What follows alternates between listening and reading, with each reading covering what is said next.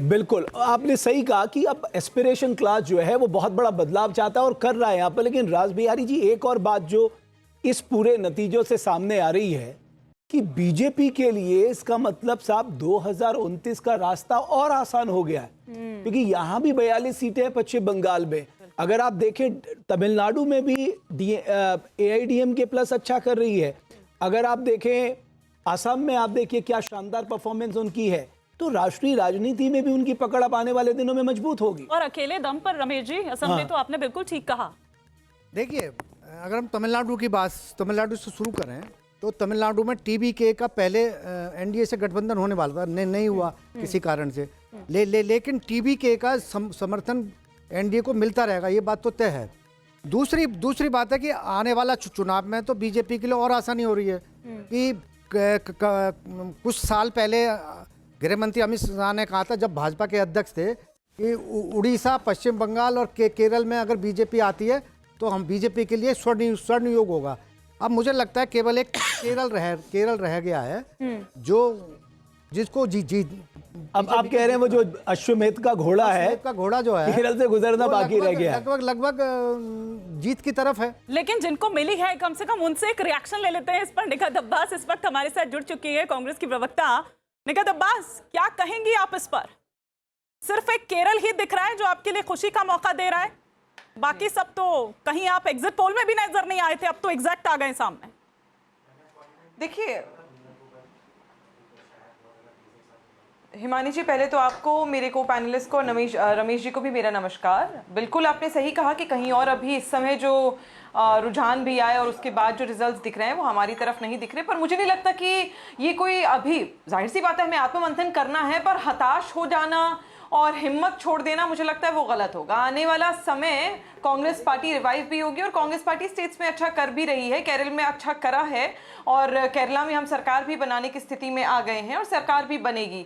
रही बात बंगाल, मुझे लगता है जैसे अभी मैं टीवी पर देख रही हूँ तो मुझे सिर्फ लग रहा है कि बंगाल का चुनाव चल रहा है, वही क्योंकि नैरेटिव प्रोपेगेंडा वाली बात होती है। नहीं, आप ये कैसे कह सकती है? देखिए, मैंने शुरुआत ही केरल से की है, आपसे शुरुआत ही केरल से की है, आपसे शुरुआत ही, क्योंकि ये इसलिए क्योंकि एक बहुत बड़ा फेरबदल है, ये ऐतिहासिक है। हिमानी जी, सिर्फ आपको नहीं कह रही हूँ मैं, आपके सभी, मैं एक आज जो इम्तिहान हो रहा है वो पत्रकारिता का भी हो रहा है ना हर चैनल पर। ऐसा लग रहा है जैसे सिर्फ बंगाल में चुनाव है, क्योंकि कुछ लोग सिर्फ नैरेटिव बनाने में लगे। मैं आपकी बात नहीं कर रही मानी जी, मैं आपको व्यक्तिगत कभी कुछ कह भी नहीं सकती, आप मेरी बहुत अच्छी मित्र रही हैं बहुत सालों से, तो ऐसा नहीं है। लेकिन हाँ, ये जरूर है कि बंगाल में, असम में हमारी बराक वैली हो गई या बाकी सीट्स हो गई, we are giving tough fights और बहुत अच्छा जो परसेंटेज ऑफ वोट भी है वो भी निकल के आएगा, क्योंकि बहुत अच्छा मतदान हुआ था। लेकिन किस प्रकार सीट्स के चुनाव के आखिरी दिन जिस प्रकार ईवीएम में और जिस प्रकार की चीजें हुई कि कुछ खबरें आने लगी कि कहीं पर ईवीएम के साथ तोड़फोड़ हो रही है, कहीं पर बैलेट पेपर के साथ तोड़फोड़ हो रही है, कहीं पर बिजली नहीं है, कहीं पर CCTV फुटेजेस में प्रॉब्लम हो गई, तो कहीं ना कहीं जब ये आखिरी में दिखने लगता है कि इस तरह की चीजें हो रही है तो कहीं ना कहीं समझ आने लगता है कि कुछ ना कुछ गड़बड़ है। ठीक है, राशिद अलवी साहब भी हमारे साथ जुड़ रहे हैं। राशिद जी, मुझे लगता है कि आप, इतना लंबा आपका अनुभव है, हम सुबह से बात कर रहे थे, क्या कांग्रेस चुनाव लड़ना भूल गई है?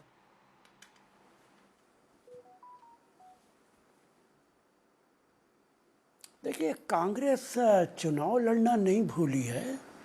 मैं मानता हूं कि हमारी कुछ कमियां ज़रूर रही होंगी, लेकिन जिस तरीके से भारत का लोकतंत्र आहिस्ता आहिस्ता ख़त्म होता जा रहा है, सबसे पहले तो मैं भारतीय जनता पार्टी और इलेक्शन कमीशन को मुबारकबाद देता हूं कि आप जीत गए, लोकतंत्र हार गया।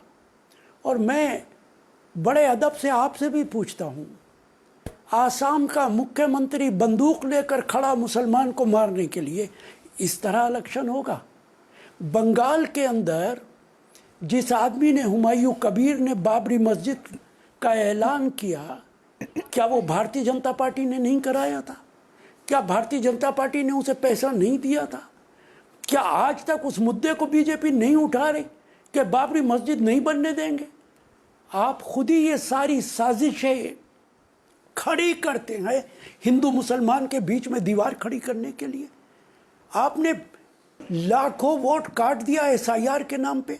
चलिए काट दिया, मैं मानता हूं कि वो इलीगल इमिग्रेंट्स हैं, अच्छा तो मुझे बताइए, बड़े अदब से फिर पूछता हूँ, बिहार के और बंगाल के जो इलीगल इमिग्रेंट्स थे, इनको आपने बंगाल भिजवाया? कब भिजवाएंगे उनको वापस? ओके आपको मालूम है कि अभी बांग्लादेश की सरकार ने हमारे एम्बेसडर को बुलाया था, मुख्यमंत्री आसाम के उस ट्वीट पे जो उन्होंने इलीगल इमिग्रेंट्स के बारे में दिया था, और हमारा एम्बेसडर ने कहा कि मैं सरकार को कन्वे करूंगा। राशिद अल्वी साहब, देश को बर्बाद करने पर ओके हैं। राशिद अल्वी सिर्फ साहब, सत्ता हासिल करने के लिए जीत गए आप जी। राशिद अल्वी साहब, वो आपने सुना तो होगा, बुरा जो देखन जी, मैं सुन रहा चला, हूं मैं। आपने सुना होगा ना, बुरा जो देखन मैं चला, बुरा ना मिलिया कोई, जो मन देखा आपने मुझसे बुरा ना कोई। हमने अपनी खामियां तो देखी नहीं कि हम चुनाव में किस तरह पेश आ रहे हैं। मैं आपको 2 एग्जाम्पल देता हूं। आखिर के 15 दिन में ये पक्की खबर है, जो प्रभारी थे असम के और गौरव गोगोई के बीच बातचीत तक नहीं हो रही थी। अलायंस को लेके कोई फॉर्मूला बन ही नहीं पा रहा था। फ्लैंडी फाइट की बात की जा रही थी।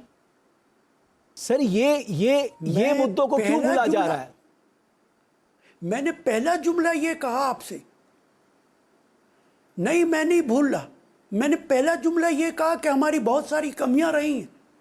आपके कहने से पहले मैंने कह दिया कि कांग्रेस पार्टी की, हम सब की बहुत सारी कमियां हैं। आधी कांग्रेस तो घर बैठी हुई है, चुनाव में न जाते न भेजा जाता है। दूसरी तरफ भारतीय जनता पार्टी जो 2 साल से मेहनत कर रही है बंगाल के अंदर, तो सर अमित राज्य शाह दर 15 दिन राज्य वहां आप पड़े। हारते जा रहे हैं। और सर राशिद कोई जी, शुबा आप नहीं तो है, इतने सेंचुरी वरिष्ठ लग रही हैं। मुकाबले की है, मेहनत ये नहीं सेंचुरी करता। है। ये सेंचुरी है। और राशिद जी, आप तो इतने वरिष्ठ हैं, आप इतने वरिष्ठ हैं, और आप ये सोचिए ना, कब इस पर सीरियसली कब नहीं तो मंथन होगा? आपके हिमानी, राहुल वो कह गांधी तो कब रहे जाते हैं? आधी कांग्रेस घर पे बैठी, उन्होंने बता दिया मैं भी घर पे बैठा हूं करके। नहीं वो सही बात है। राशिद अल्वी साहब कहना, देखिए वो सीधे नहीं कह पाए। राशिद अल्वी साहब ने अपना एग्जांपल लेके बोला कि आधी कांग्रेस घर पे बैठी। आप पूछ लीजिए मैं गलत कह रहा हूं हिम्मत तो। जो फैक्टर हो वो एक अलग बात है, लेकिन खुद वो ठीक बात है कि ये जो आपके भीतर ये जो फ्रेगमेंटेड ये जो ऑपोजिशन है, आप लोगों में जो ये एकदम गुटबाजी यहाँ पर जो देखने को, दरअसल ये इसका खामियाजा है। कांग्रेस ये खामियाजा भुगत रही है।